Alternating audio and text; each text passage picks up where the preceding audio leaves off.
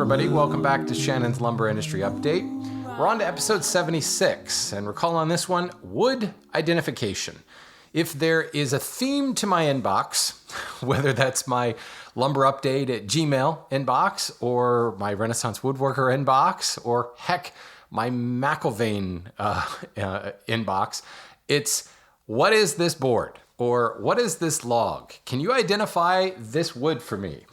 And don't get me wrong, I often get these emails start with, I know you hate getting these, but, which is always funny. I don't hate being asked to identify wood. What I dislike, hate's a very strong word, what I dislike is people who send out of focus pictures of the face grain of a board that has finish on it, or is covered in dirt, or half buried in a pile of other things, and say, can you identify this species?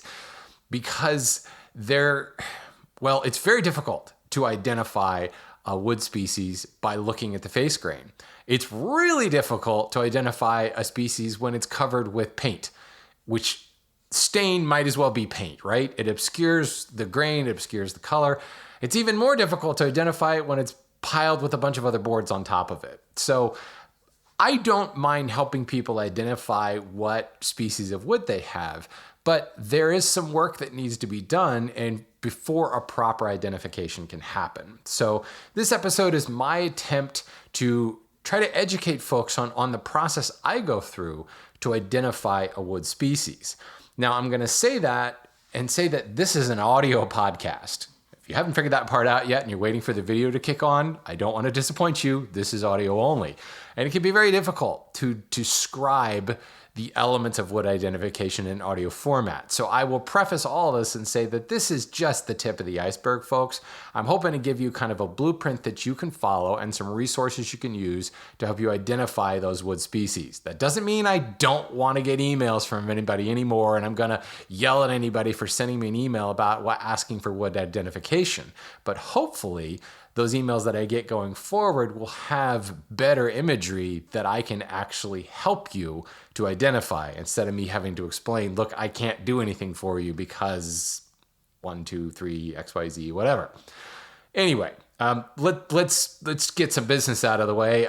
Thank you, as always, to my patrons of the Lumber Update. We've had several new people join the effort, if you will, over at Patreon. If you are interested in sponsoring the show, go to patreon.com/lumberupdate, and you can do anything you want there. Annual, daily? I don't think anybody's ever done daily, but as little as $1 a month helps the show, and I greatly, greatly appreciate it. We had some interesting industry news. You may remember way, way, way back at the beginning of this show, the fire at Notre Dame had just happened, and I did an episode on that, on those timbers and kind of what it was going to mean for the restoration. Well, here we are several years later, and things are moving along. I have made mention in the past that the white oak trees have been felled. Well, there is a YouTube video that was put out, and thank you to everybody who sent this to me. Lots of you have sent this to me, but there's some great details, not only on the wood part of things, but on like the lead dust and all kinds of things, and really where they're heading. Even some really cool things on the carvings and the treatments they're putting into the stone. But long story short, the trees have been felled. Many of them are drying. It was really interesting to watch this video because I know a few of these mills. They're mills that we have bought French oak from in the past. It was kind of cool because I'm pretty sure one of them is like right off the route of the Giro d'Italia, the Tour of Italy that's going on right now. So it was kind of neat thing. I'm watching them saw videos, but my other passion in life, I'm like looking, hey, I wonder if there's any cyclists riding by in the background. But this is really cool to watch, simply because you get to see just the scope of these timbers, especially the few that they've cut down specifically in the tower itself that are, hundreds of feet long. Really, really cool stuff. And then there's a great section in here on restoring the organ, the wind box, which is fascinating. I've obviously been around organs as a musician, as a vocalist, been around organs, know many organists, but I've never really thought about taking them apart and seeing how it all works. And this central wind box, it's amazing. So anyway, thank you to everybody who sent me that. I highly, highly encourage you to go check out this video. I will link to it in the show notes. I'll even embed it over on lumberupdate.com. So I got some feedback on some previous episodes, and this is a very interesting email on several fronts from Chad. Chad is a luthier. He says, I make ukuleles and guitars, and I like to use interesting and sustainable materials in the instruments I build. I've sourced materials from both local sawyers and reclaimed lumber stores, but one of the challenges is finding suitable material for fretboards. Very hard woods like ebony and rosewood are best for retaining frets and standing up to years of use, particularly for steel-stringed instruments. Domestic/sustainable alternatives that are very hard and look good are difficult to find. However, one alternative that I used on a recent guitar build is pistachio. It has a Janko hardness somewhere between hard maple and rosewood and is aesthetically interesting. Oh, that it is. Pistachio is a very cool looking wood. I ordered my fretboard blank from woodfromthewest.com. Let me make sure I got that right. Woodfromthewest.com. Yeah. I don't know the owner of this business, but I think he'd be an interesting guest on your show because he gets pistachio and some other woods from unproductive trees that are removed from orchards in California. So he has repurposed a waste stream into a specialty product and is a good example of some of the themes you've been hitting on in recent shows. Absolutely, Chad. This is very, very cool. First and foremost, pistachio, nut woods, fruit woods in general, great density and actually really nice to work with. A lot of high oil contents and they're almost kind of self-lubricating. But I love this idea because you're right. In the luthier world, certainly we've talked about soundboards in the Tonewood episode before, but the really specific things like fretboards, because they have to retain those metal frets and they do take a heck of a lot of abuse and they're kind of the showpiece of that stringed instrument. Having an alternative is fantastic because what's being used right now, those species are, if they're not endangered, they're very, very close to being endangered. So needing to have something like that is fantastic. So thank you, Chad, for writing that in. I will look up Wood from the West and see if we can't talk about that because I love the idea of repurposing a waste stream as we've talked about in previous episodes. Next up in some feedback is, plywood. It seems like all anybody can talk about right now is plywood. But there's been a YouTube video that came out that, again, I've gotten a lot of emails about this, but the guy in the video talks about using eucalyptus plywood as an alternative to Baltic birch. He makes, basically his entire business is based around birch plywood, so obviously decidedly concerned when it becomes so expensive. And I've heard from a lot of people saying, what are your opinions on eucalyptus plywood? Eucalyptus plywood is not a new thing. Eucalyptus, like many people may already know, eucalyptus is like probably 20 different species that you could say is eucalyptus. It's widespread. It goes relatively quickly. It doesn't really have a huge other purpose for it. So it seems to be a decent species for it. The thing with saying eucalyptus plywood is a good alternative to Baltic birch is, yes, certain panels may be a good alternative. They may have zero voids. They may have that stability built into them. But there's a lot of different panels made from eucalyptus, and some are very low quality, designed to be at a lower price point, while some are still at a higher price point. So I urge you, if you are looking for an alternative, don't just think eucalyptus plywood is like the rubber stamp and it's going to be the perfect solution. You got to make sure you're doing a research. And more importantly, like I've been saying from day one, look at the price point. It is an engineered, manufactured product. The price point is going to guide you. If it's cheap, its corners have been cut. The biggest issue that's preventing eucalyptus plywood from really going like gangbusters is the supply chain. It's sourced from Oceania. Is that still a term? Is that still what we call like the Australasia, Indonesia, South Pacific? I don't know. But it has a very long supply chain. It grows lots of places, but that's the most well-established place. Other places where it grows, it's such a tertiary species that it's not generally harvested, or there's not the industry there to peel veneers and things like that. And shipping veneer logs becomes cost prohibitive. So there's a lot of issues further up the supply chain. There's not really a eucalyptus ply manufacturer right where the eucalyptus plantations are located. So it will end up being a difficult product, not only to control pricing, but also to control quality control. And I don't think it has the quantities available. Certainly the industry is not built up around it to really keep up with the monster that is birch plywood. So it's kind of what I talked about in the plywood episode, the birch plywood episode, is Baltic birch is such the 10,000 pound gorilla.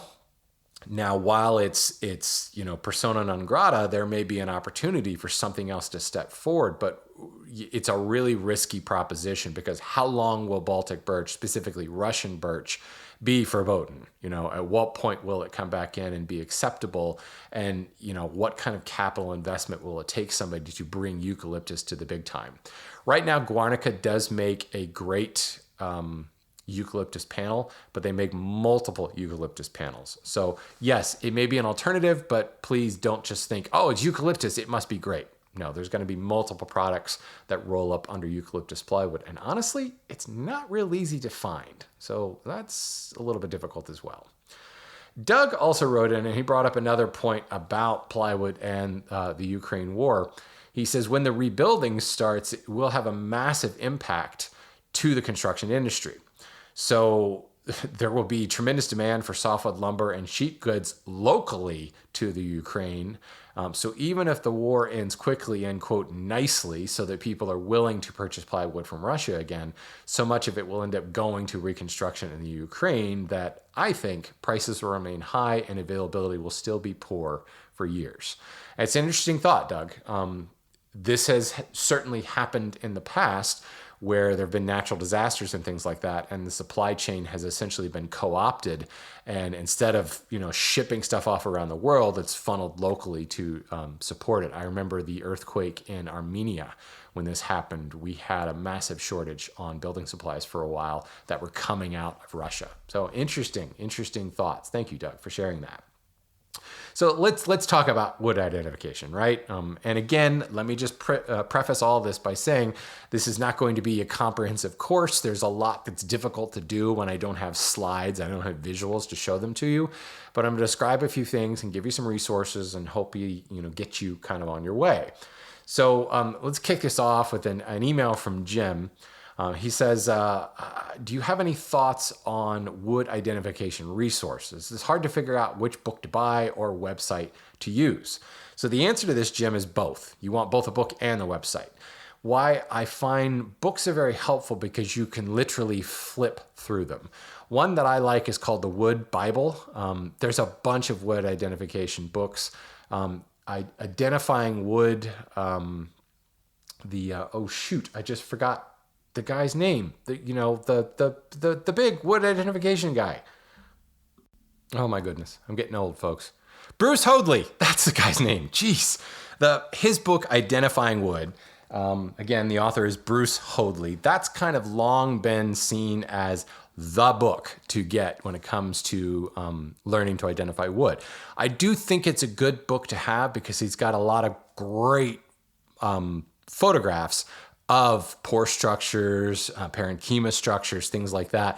But as far as a lot of different species to look at, there's a couple of things in there of some full color images, but it's hardly a comprehensive list of a bunch of different species. It's more a book on how to identify wood, not a book of used to identify certain species. The Wood Bible I've found is the best. I actually keep that on my desk at work. It's got a lot of great color pictures and you can just flip through it. And one of the first things I do when it comes to identify a wood is just look at it. What kind of color is it? What does the basic grain look like? And on a website like the Wood Database, which by the way is, I think, the source online, you can't flip through web pages, right? There are several areas on the wood database where you can see kind of a grid of a bunch of different color shots of wood, but ultimately being able to flip through it.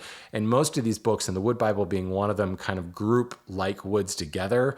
So you're flipping through like cherry type colored woods and you've got a lot of woods and you see alder right there next to it.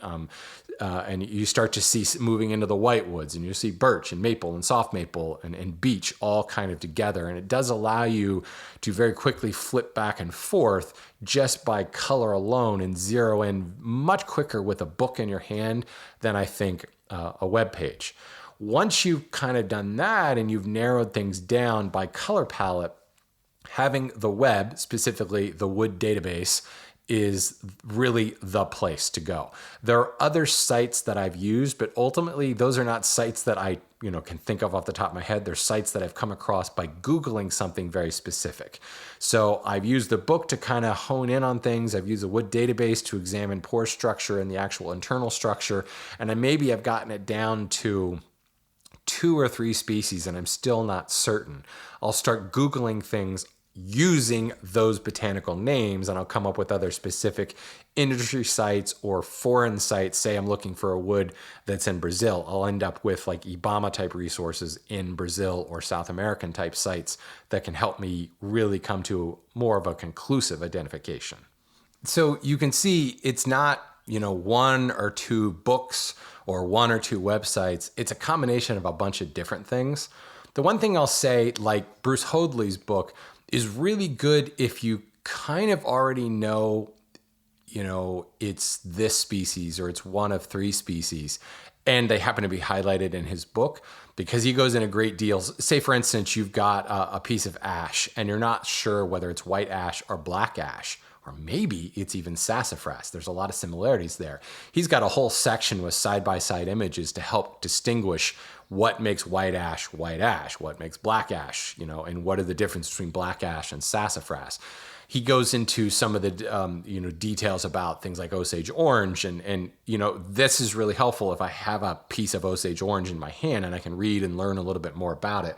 It's kind of a great book if you already know what's in your hand and can help you say, okay, this is why I know this is a hunk of Osage orange. And, Bruce tells us, okay, it has, 1, 2, and 3, and you can go, oh, okay, I see that now.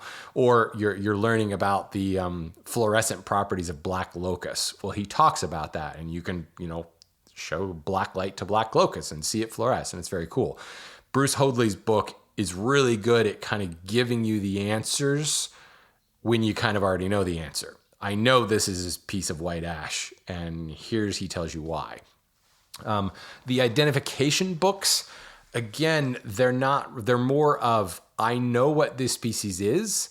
I'm holding a piece of purple heart, and the book tells me what it will work like, what the technical properties are. So when it comes to, I have an unknown species on my hand, you can't really rely just upon a book. The other thing you have to recognize is if you have some idea of the source, like where you got it, that's going to go a very, very long way because some of these books are grouped geographically as well. And they're really going to have kind of the more popular species. So if you got it from a pallet or, a shipping container, it was used as dunnage, that's going to be a tertiary or quaternary species at best. Or it's going to be a very poor example of a primary species, like a very, very low grade, lots of sapwood, lots of defect of a primary species. And it may be very difficult to identify with any of those resources because there's just no way to include every species that's out there. And that's when using a combination of the wood database or a print book to kind of get you down to 4 or 5 different species, then doing some Googling of those species can maybe get you to a foreign website or a local website that can help you with that. So convoluted answer, but it's simply to say you can't just have one resource and you need to be flexible and rely on using both books and the internet. So this is where Wes wrote in an email and said a few years ago, I got a box of odds and ends exotic lumber from Bell Forest Products. I've had fun learning about the woods and the package, building small stuff from those pieces. However, identifying most of the wood is a complete mystery to me since I mostly build with big box store whitewoods. So my question is, if someone handed you a piece of wood you never saw before and an open internet connection to the wood database, how would you identify this sample in your hand? And that's really the thrust of this episode. So let me first start by saying wood identification is in the end grain. So for all the people that have sent me pictures or sent me a message on Instagram with a picture of the face of a board, that really doesn't help me. Unless it's a common species that I have worked with a lot and I can immediately look at it and go, that's white oak, that's red oak, that's cherry, that's hard maple. And even then, sometimes I could be guessing if the colors, a little off in that image. But a lot of times, the more common species, the more easily identifiable species, you could look at the face grain and say that's what that is. But ultimately, to be sure, you need to look at the structure, the internal structure of that wood, which the only way we can see that is by looking at the end grain. So that's where you need to start. If you have a board in your hand that you have no idea what it is, look at the face. Obviously, you want a clean, freshly milled face if possible, recognizing that a freshly milled wood, the color is going to be more vibrant. It's going to be generally lighter, pinker, purpler, redder than it will have aged over time. But most of the books are going to have that same freshly milled surface as well. So you look at the face and you say, okay, it's kind of brown. And then you're kind of flipping through the book to find the brown species. That's the first step that I would do. That's really all I'm using the face grain for, is just to give me a general color palette and go from there. The next thing I'm going to do is look at the end grain and determine, A, is it a hardwood or a softwood? i.e., does it have pores? If it doesn't have pores, it's a softwood. If it has pores, it's a hardwood. So now I know it's a hardwood, it's a softwood. To do that, you don't really need a whole lot. You can have a really, really rough sawn cut and be able to tell if there's pores, if there aren't pores. From there, though, now we need to determine what kind of porosity does it have? Is it ring porous? Is it diffuse porous? Is it semi-ring porous? And this can be difficult with a really rough cut. So for now, you want to plane that end grain. You want to get it super clean. You want to use a super sharp blade and possibly moisten the end grain with something like mineral spirits to give you a really, really clean cut. One of the things, if the blade is even slightly dull, as you plane, you may get a smooth surface, but you're kind of stuffing the pores with the dust that you just created with the plane. So plane it smooth and then wash the surface with mineral spirits and kind of clean out any of the dust that's on there and get like a super, super clean finish ready surface. And when you look in the books and you see these end grain shots, they have been planed with a super, super sharp blade, and then they've been cleaned off and they've been darkened with mineral spirits, flushed with mineral spirits. That's ultimately how you want to prepare that. Ideally, if you have a magnifying glass or like a small hand loop, like a jeweler's loop, that you can get like 10 times magnification, you'll be able to see a lot of this stuff. The big ring porous woods, the red oaks and the black locusts and the white oaks and hickories, they're easy. Big giant pores, really easy to see this is ring porous.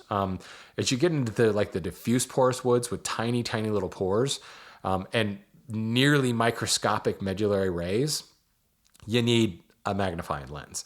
But the magnifying lens is going to do you no good if you have a rough sawn surface. And honestly, if you have a sanded surface. Now, you may start by sanding and getting to a sanded high grit and then plane it from there. But ultimately, sanding is an abrasive process. It's tearing those fibers and it's packing those pores with the dust that's creating. And the finer and finer grit you go, the finer and finer that dust is, so the more tightly packed those pores get. Sanding can actually do more harm than good when it comes to getting a clean in-grain surface. So you got to get that in-grain clear. So now we've got it clean. We've got a hand loop in hand and we're looking at this board. So the things you need to look about to understand what the structure, let's kind of start in order of hierarchy. The pores. Is it ring porous? Is it diffuse porous? Is it semi-ring porous? Once you've determined what that is, now you need to look at the size of those pores, the shape of those pores, and their arrangement. So pores don't always have just a single pore. Sometimes there's double pores that are stuck together. Sometimes those pores are perfectly round. Sometimes they're more of a lozenge shape. Sometimes they look really, really thin on one side, really thin walled on one side, and really thick walled on the other.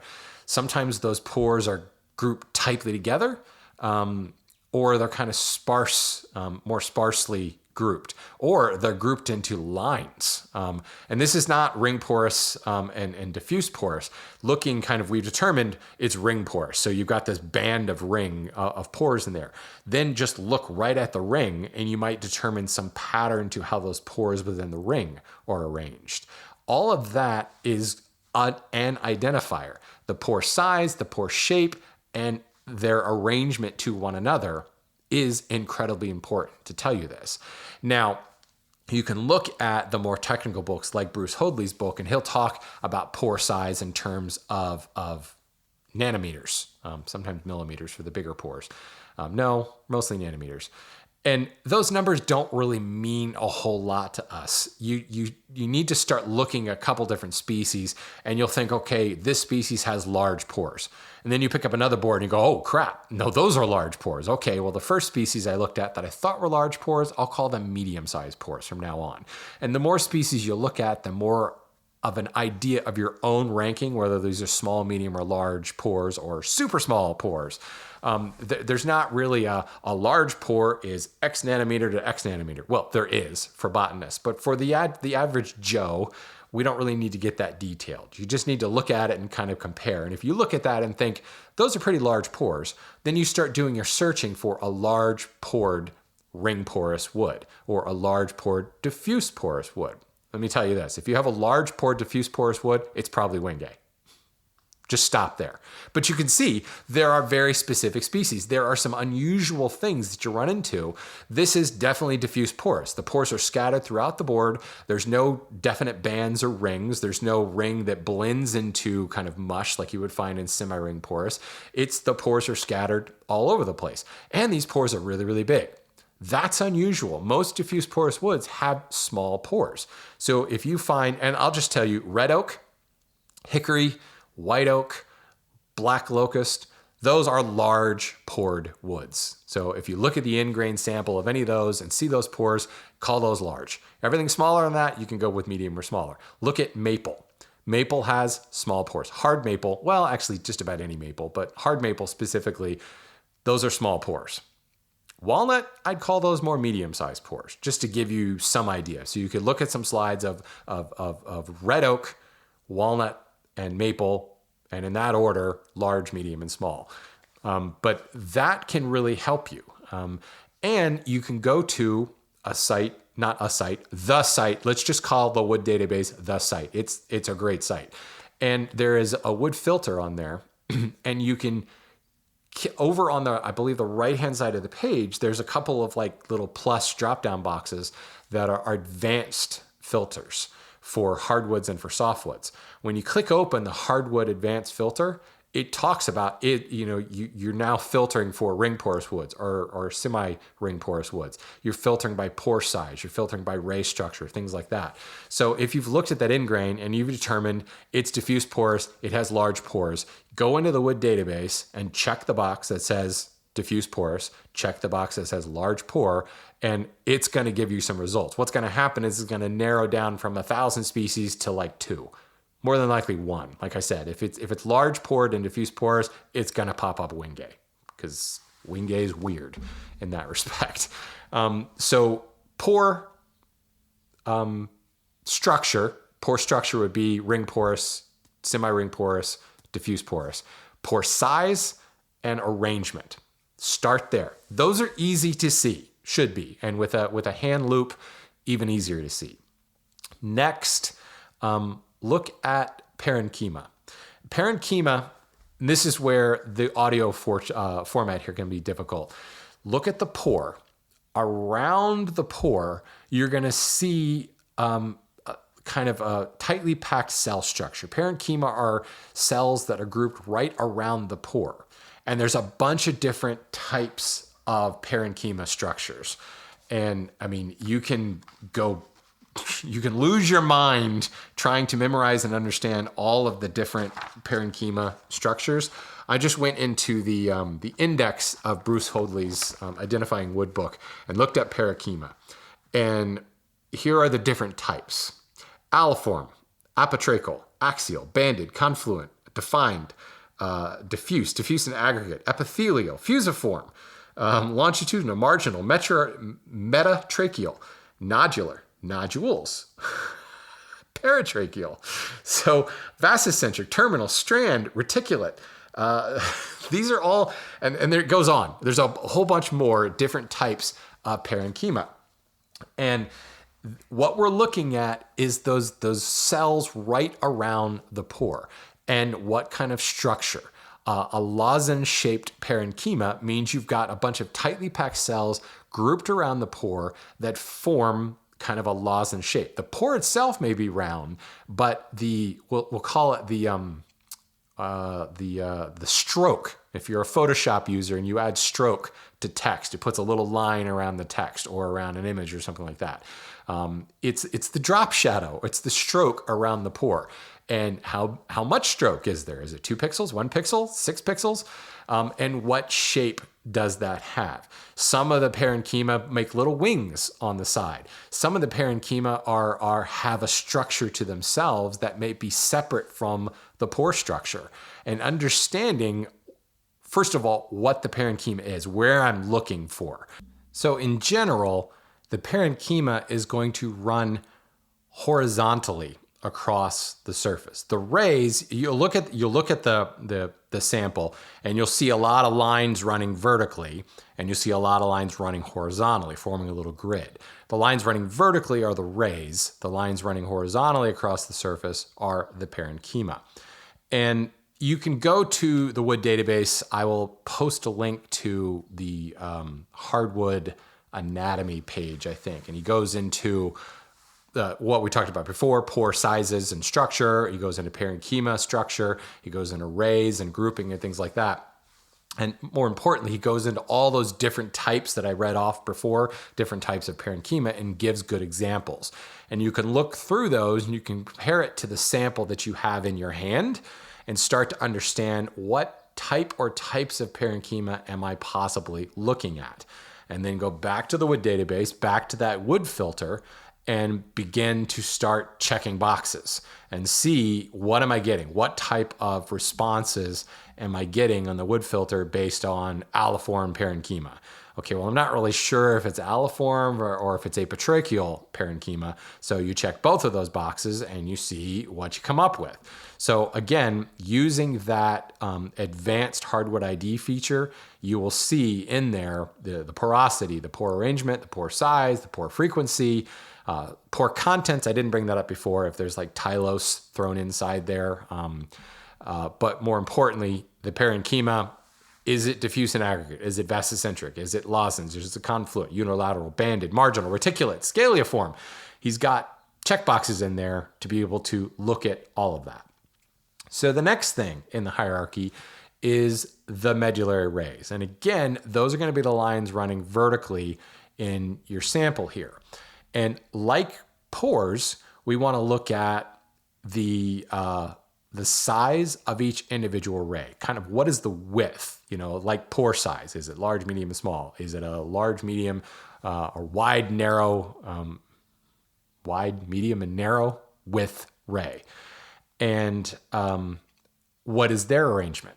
Are they kind of solitary? Are they, there's a couple of rays and then there's like 4 of them bunched all together into what you might call a node, where there are node rays. That's what that's called. And what is the spacing between them?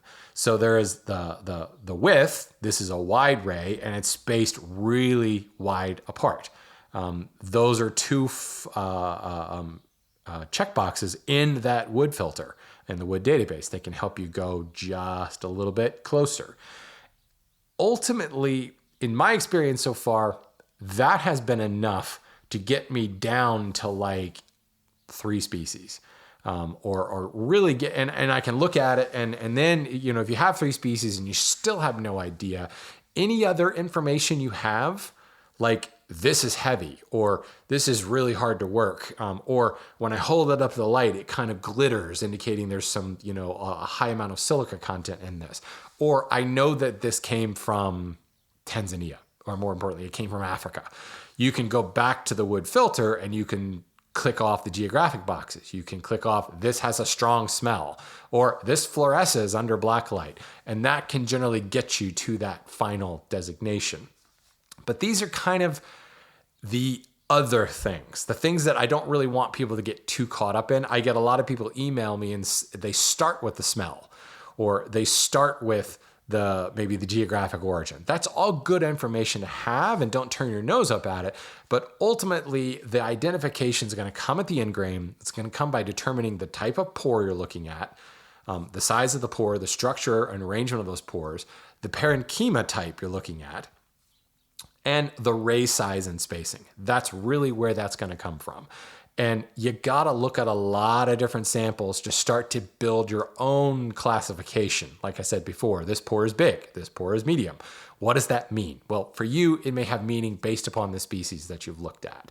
Certainly, you do want to have an understanding of the weight of it and its, origin and its general color. If you just dive right into the pores, and the parenchyma and the rays, and you're coming up with this example and you're thinking, okay, I found it. This is definitely big leaf maple.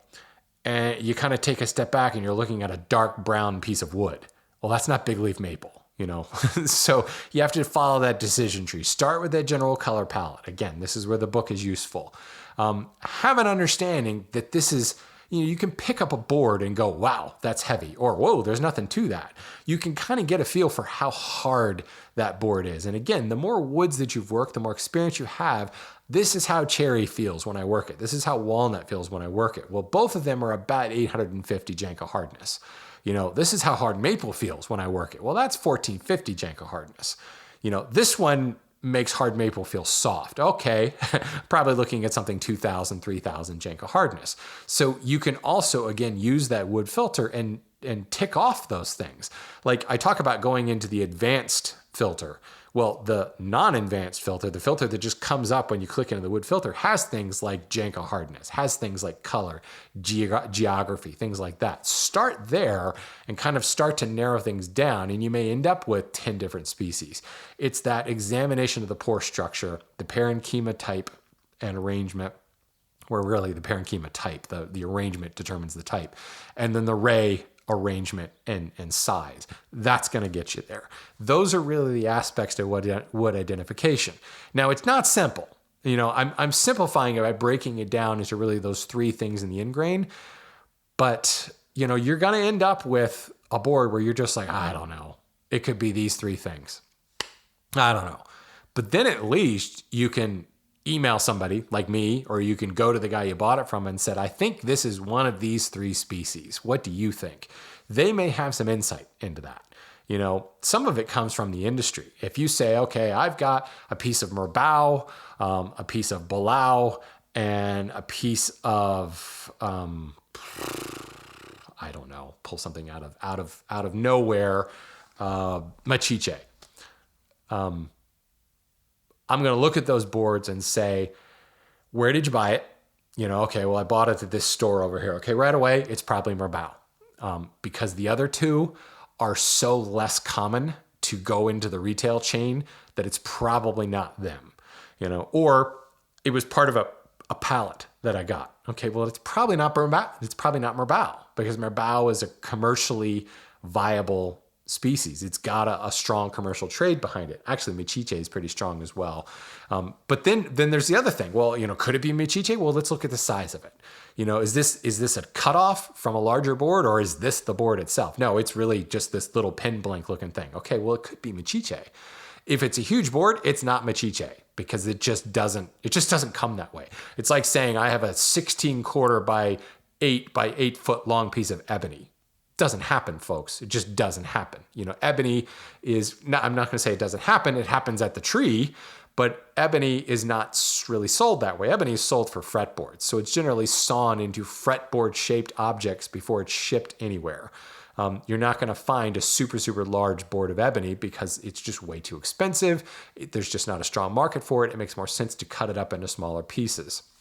The really, really weird, heavily figured woods and things like that, they tend to be chopped up into smaller things like turning blanks, pepper mills, pool cue blanks, pen blanks, things like that. Once you've got something that small, but if it's specifically been prepared to be a pen blank, that can narrow things down. It's actually, it can also make things less narrow because it becomes a lot of different species, a lot of really weird species that maybe are so super expensive that it doesn't make sense to have them in board form. So all of these things, all of these other things, the story of how this board came into your hand and the shape of that board can go into helping to identify it. But starting with all that information without a thorough examination of the ingrained structure will just lead to madness. So hopefully this will give you some idea of where to start, what to look for, and what to research. The wood database, folks, is absolutely fantastic. The hardwood anatomy page that Eric has put together over there is a really great introduction to parenchyma and rays and pores, or vessels is the technical term. You can go from there and pick up a book like Bruce Hoadley's book, Identifying Wood, and really get into the weeds. I remember when I first started tying my own flies as a fly fisherman, I started with, okay, I need to turn a blue dun, or I need to turn, a parachute Adams. And I was mimicking already existing patterns that I could buy at the fly shop because I was just wanting to save some money, and it was a lot of fun to tie my own flies. Then I started getting into matching the hatch. And when you start capturing bugs on stream side and doing like entomological examinations of them, you go down the rabbit hole. And then you start picking up different books and you start understanding the wing shape of that mayfly and the vein structure in the wing of the mayfly and the way the tails are organized to really, truly, without a shadow of a doubt, identify that. And you start spouting off, Latin taxonomic names for this bug that's in your hand. They're just trying to match the hatch. That's down the rabbit hole. That can be fun. As you can tell, I went there. And it was fun and it was great. And it took on, when I was tying my own flies, it took on a whole new meaning to what I was tying, and it added a whole layer of enjoyment to fly fishing. I'm very much that way with wood as well. I love to get into the weeds and examine the parenchyma and examine the rays. This is my idea of a rockin' Friday night. Let's examine the parenchyma. How am I married? I have no idea. But you get the point, guys. You can get as into this as you want, or you can do just a surface understanding of the wood structure, hardwood structure, and really learn a lot, because actually having an understanding specifically of the ray, the size of the ray and the distribution of the ray will give you an idea of what that quartersawn face is going to look like. Having an understanding of the pore size and structure and arrangement will give you an understanding of how well or how well it won't plane. What kind of finish is going to work well on this? If it's got really, really large pores and you want like a glossy, smooth finish, you're going to need a pore filler. These all help further your woodworking and further your enjoyment and make you really, really boring at cocktail parties. So with that being said, granted, I've talked mostly about hardwood. There is an advanced softwood filter on the wood database as well that starts talking about the resin canals there and the trachea diameters and the early to late wood transition. That in and of itself is a whole other thing, but it's the same idea. And then there's a softwood anatomy page on the wood database as well, where you start to understand what you're looking for in early to late wood transitions and what the trachea is in the first place in order to be able to figure out its diameter. This is exactly the same as the hardwood identification. Understanding the pore shape, size, and distribution, it's the same thing as looking at the trachea diameter. All of this is pretty much the same. It's just a series of different terms that you're looking at. And in order to get better at it, you got to look at more and more softwood examples. So like I said at the beginning of this, if you determine it does not have pores, it's a softwood. So go look up the wood database and its softwood anatomy and start to understand what tracheids are, what they look like, the different examples of tracheids, and compare it to what you have in your hand. And you're going to get the exact same process we talked about for hardwoods. So folks, go buy some lumber. Go buy some unknown lumber. and learn to identify it. And if you still are stuck, please don't hesitate to email me. I'm happy to receive wood identification emails. But now that this episode is out, I expect that you've done some homework. And if you send me a rough sawn ingrain that's out of focus, I may not respond. I'll probably respond. I respond to all my emails. I'm just too nice. But I'll probably respond and say, clean up that ingrain and then get back to me. Thanks for listening, everybody.